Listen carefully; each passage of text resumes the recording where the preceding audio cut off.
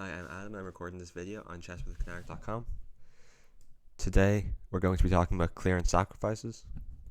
A clearance sacrifice in chess is a tactical motive where you sacrifice a piece in order to open up the square it was standing on for another piece to move on to.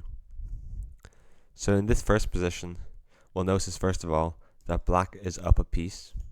So if this game is to continue slowly, so if white makes slow improving moves, like let's say knight to c4, then eventually black will probably win in the endgame due to their material advantage. So because of this, white needs to focus on their kingside attack and try to find quick ways to win on the kingside. So I invite you to pause the video and consider white's attacking options here. So the first option you might consider is a move like rook g8, because it's always tempting to look at your forcing checks and captures first. So let's say rook g8. However, this move fails in a very straightforward way. So rook takes g8, and now we have no way to enter our queen. So this uncovers the correct idea, which is we would like to put our queen on the g7 square, because if we could play queen to g7 capturing our own rook, it would be checkmate.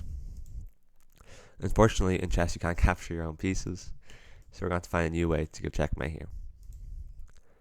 So again, we need to find a way to clear this rook off the g7 square in order to win the game with queen g7 checkmate.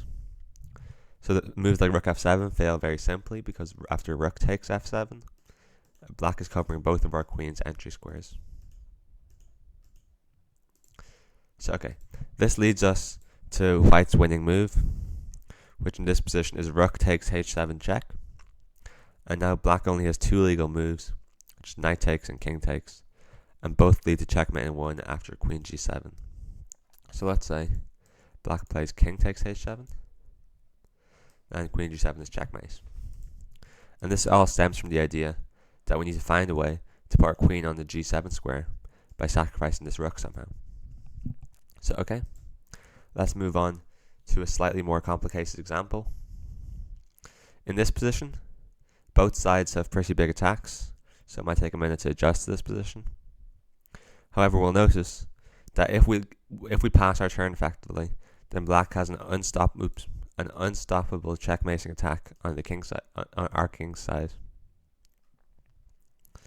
So for example, if we were to play a quiet defensive move like rook d2 trying to defend the pawn, then this pawn isn't really defended at all. So because after queen takes a2, rook takes a2, and rook takes a2, this position is checkmate because the king is cornered and has nowhere to run. So because of this, we have to try to find a very forcing checkmating sequence here with the white pieces. So here I invite you to pause the video and try to consider white's best options.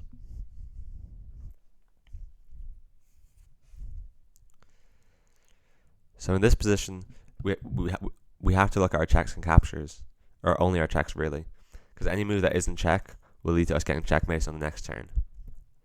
So first of all, let's look at the most tempting move, which is pawn takes g5 check.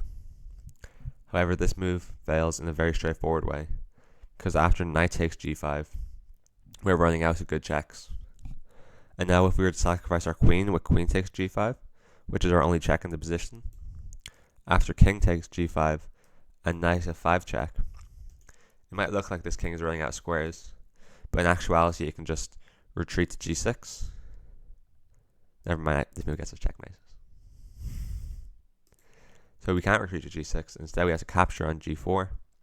However, white will soon run out of checks after this, and king f3. The bishop covers the f1 checking square. So after knight h4 and king f2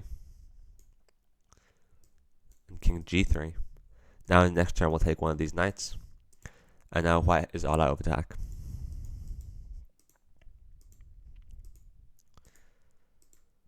So okay, let's go back to the starting position. So pawn takes g5 isn't possible. We can very quickly rule out queen takes h7 check, because after king takes h7 we have no follow-ups. We have no way to give check on the next turn. So by process of elimination, the strongest move here is the clearance sacrifice queen takes g5 check, opening up the f5 square for our knight. So here black only has one legal move, which is knight takes g5. And after knight f5 check, king g6, we now deliver checkmate with h5. So in this position, if we go back to where we were, what we actually could have identified was that if we could have played knight takes queen, it would have been checkmate, like in 2 moves. But because this is impossible, we instead had to find a way to sacrifice this queen to clear the f5 square in a manner that doesn't get us checkmated on the next turn. So we can't play a move like queen c2 to open up the f5 square, because then queen a2, and rook a2 checkmate. So thank you very much for watching, and goodbye.